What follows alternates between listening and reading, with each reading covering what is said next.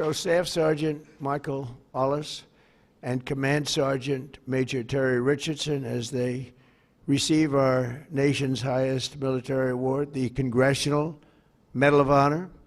And we're pleased to be joined by Secretary of War Pete Hegseth. He's busy, very busy guy. In fact, I said, if you want, Pete, you can avoid it. General Raisin Cane also, and they said, we don't avoid this one. This is one you wouldn't avoid for anything, right? So we appreciate that you're here. Secretary of Veterans Affairs, who's doing an incredible job, Veterans Affairs, Doug Collins. Doug, thank you. You stand up, Doug. You're doing such a good job. 92% approval rating. Chairman of the Joint Chiefs of Staff, General Dan Kane, who's known as Raisin Cane. I liked him when I heard that name, Raisin Cane. I said, if it's true, you're my guy. And it's true. It just turned out it's very true. He's a great guy and a great general. Secretary of the Army, Dan Driscoll, and Army Chief of Staff, Randy George. Thank you. Thank you both, Dan. As well as Senators Tom Cotton, Bill Hagerty. You guys were great on television this weekend. I'll tell you what, can't have a better representative than both of you. Thank you very much. And Representatives Tim Burchett, Jack Bergman, and Nicole Malliotakis. So we have a few others sitting here, but I'm not going to go through it because we have far more important people to honor today. Oh, we have Tom Homan. I got to at least mention Tom Homan. I would be a stand-up, Tom. What a job. Zero people coming in. We had millions and millions of people pouring into our country now that, I mean, I'm not even sure I can believe this number is zero, but it is given out by Democrats. They're Democrats from the left, and they're rated for the last 9 months. We had 0 people come illegally through our border. Right, Tom? So I want to thank you very much. And I also want to salute 6 former Medal of Honor recipients: William Swenson, Jim McLuhan, Walter Marm, Thomas Payne, Sammy Davis. That's an interesting guy. Where is Sammy Davis? We have a big story here, Sammy. You've heard that all your life, I'll bet.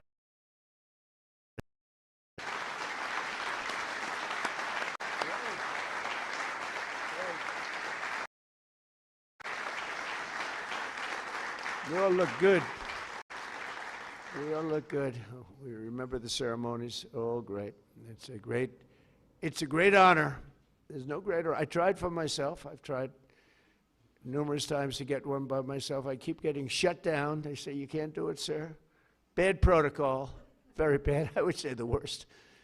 But I'm only kidding. You don't have to say I'm only kidding. Otherwise, the press will come out with it, which they actually did once. Donald Trump wants a Congressional Medal of Honor, but he's been shut down. But now you are brave, amazing people.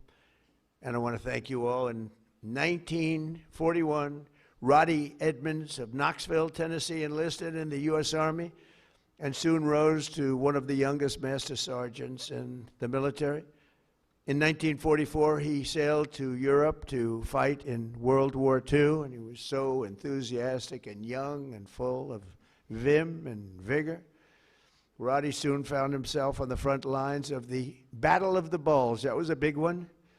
Massively outnumbered by enemy forces, his 1,200 soldier unit fought valiantly until they were completely overrun. The force was massive on the other side, many times the number. After a 4-day death march, one that was covered very well by the history books, through bitter cold, they were put into a German POW camp. Rody was the top-ranking infantryman in the camp. He was number 1, meaning he was responsible for the lives of his fellow service members. On July 26, 1945, a Nazi SS officer issued an order over the camp loudspeaker, loud and strong. He said that only American Jews were to show up to roll call following this morning. He added, all who disobey this order will be shot immediately. There were more than 200 Jewish American soldiers in the camp, and Rody knew their separation from the group would mean certain death. So that night he summoned his team and devised a plan. The next morning, all 1,200 American men fell in line together, shoulder to shoulder. Enraged, the Nazi commandant rushed forward, drew his Luger pistol, and pressed the barrel between Sergeant Edmunds' eyes. He barked at Rody.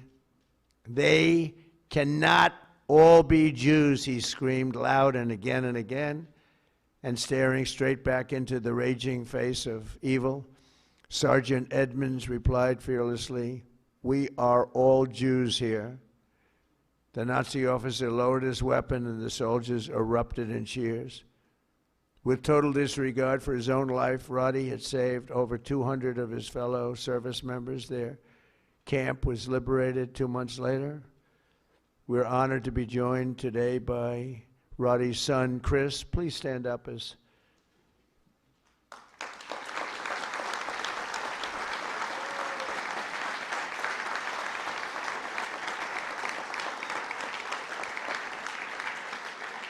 Thank you, Chris.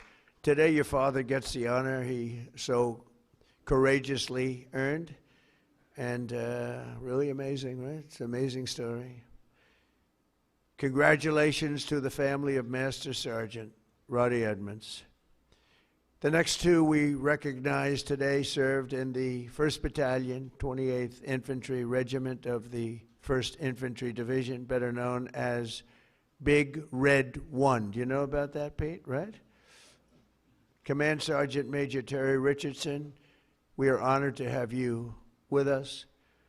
On September 12, 1968, 102 brave men of Terry's Alpha Company were asked with securing Hill 222 deep behind the enemy's line in Vietnam. They didn't know it at the time, had no idea, but the area was totally infested with nearly 300 enemy bunkers and many, many enemy soldiers, far outnumbering them by at least 4, 5, even 6 to 1. As Terry led Lima Platoon up Hill 222, the enemy launched an ambitious and violent attack, unleashing a withering fire of machine guns and rocket-propelled grenades. Just didn't stop, just kept coming. Pinned down in hell on earth, Terry summoned unimaginable courage. 3 times he exposed himself to enemy fire to rescue severely wounded comrades, and 3 times he dragged them back to the group. Terry soon realized that the 82 remaining men had one chance of survival. That was air support. Acting without regard of his own life, he grabbed a radio and charged up Hill 222 alone. He needed to be there. It was the only place you'd get reception. He withstood a storm of enemy bullets, eventually reaching the top, where he spent the next 8 hours calling in tactical strikes, completely exposed. An hour in, an enemy sniper shot rang out and the bullet tore through his right leg violently. He was in bad shape, but Terry disregarded that and pushed through. And after 7 more hours of calling in American fire from above, the enemy retreated. Later that day, his team found him with both eardrums totally ruptured and a mangled right leg and foot, but still barely living, but living nevertheless. Due to Terry's actions above and beyond the call of duty, 82 men, Alpha Company, survived this battle, including 2 in this room, Norm Meyer and Dave Himmer. Where are you? Can you want to stand up, Norm and Dave? Where's Norm and Dave? That's pretty cool.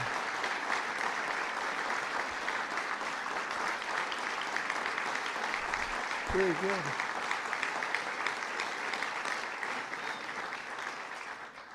And that story is 100% correct, isn't it? Huh? See, pretty. It's how much have you paid him over the years? Have you said take everything we have? We wouldn't be here, right? That's great. That's a great story, Terry. Today you enter the ranks of the bravest warriors ever to stride the face of the earth. Please stand up, please. Thank you.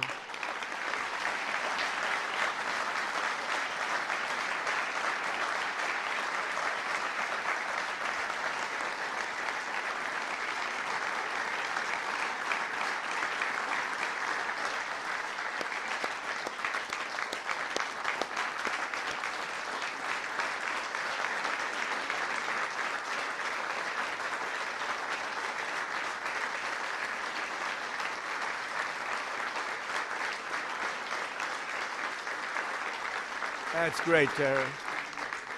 That's a great, brave man. I met him back there. He said, he's central casting. Look at him. He looks great. He looks great. You feel like fighting?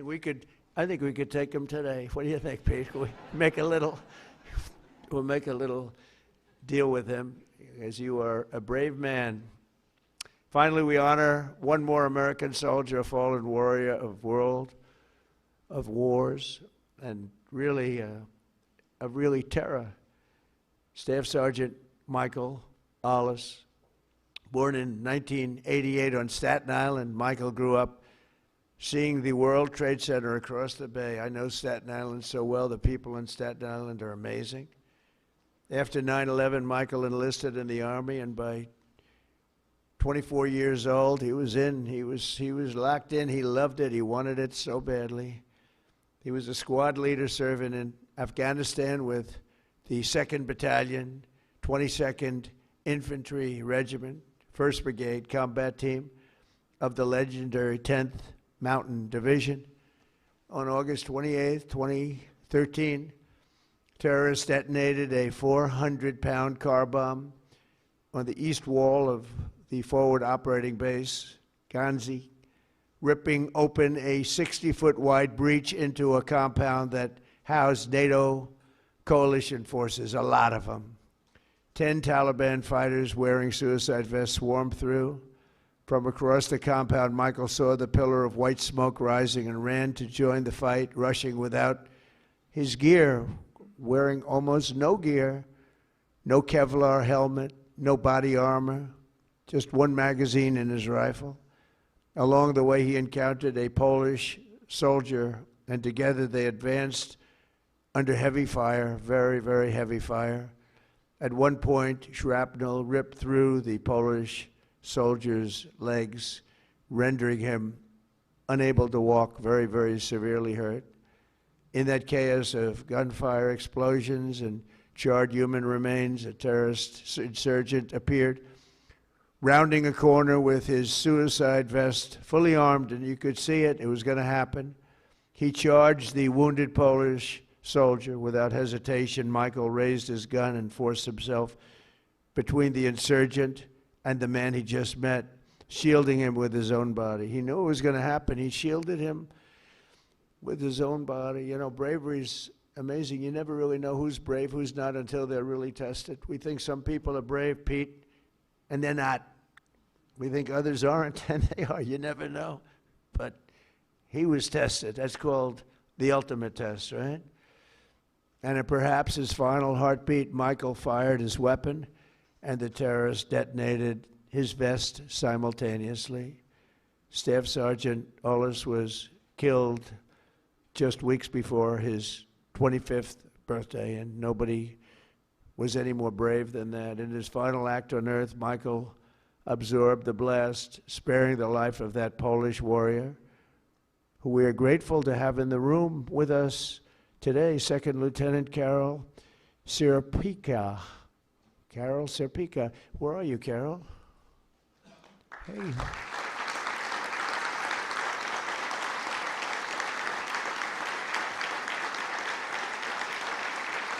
Would you like to come up? Please. Please. I'd love to have you come up. Thank you, Carol.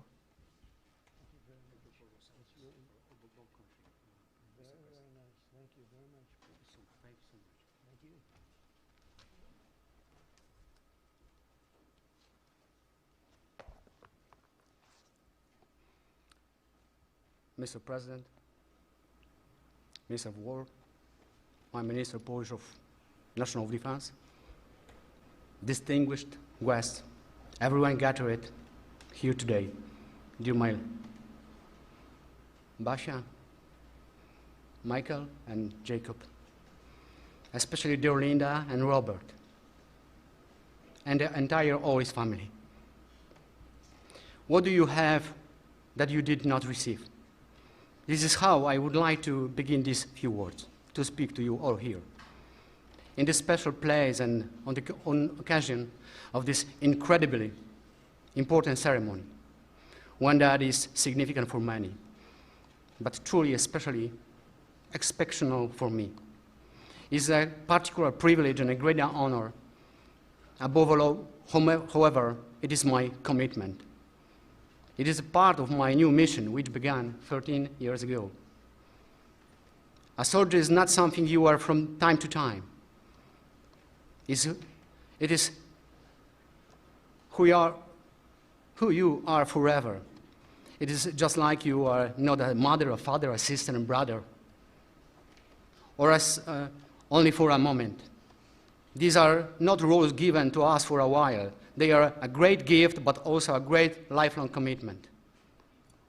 Yes, today my commitment and my greatest gift is to cultivate the memory of true, heroic act of courage that I witnessed performed by your beloved son, Michael.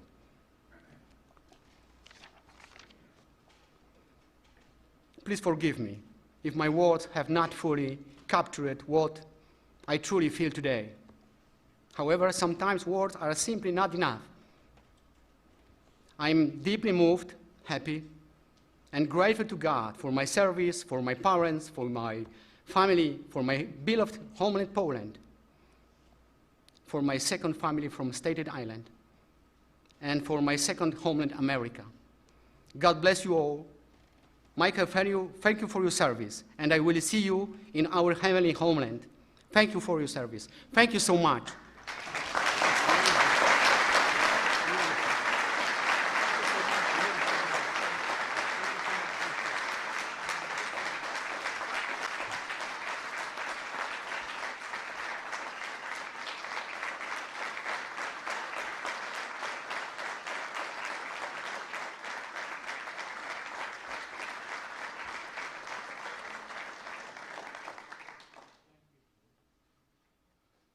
And Carol is joined by his wife and their two wonderful sons, Jacob and Michael. Michael is named after the American hero who saved his father's life. So stand up, Michael. Let me see. Wow.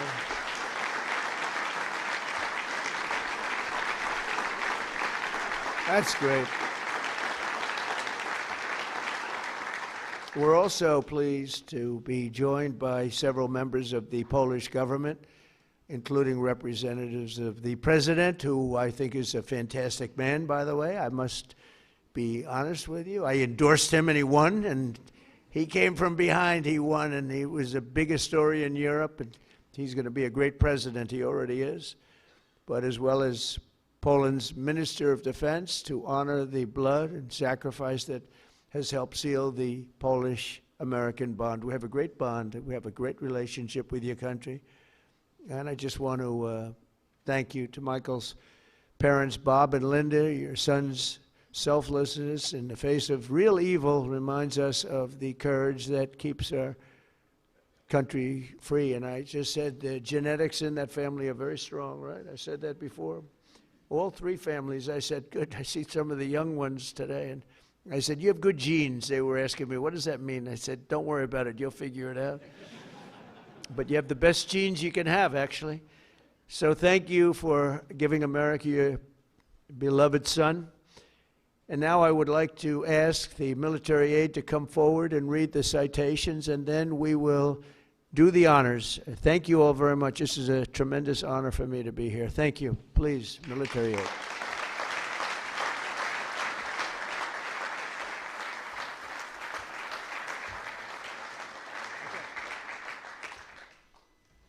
Edmunds, accepting on behalf of his father, Master Sergeant Roderick W. Edmunds.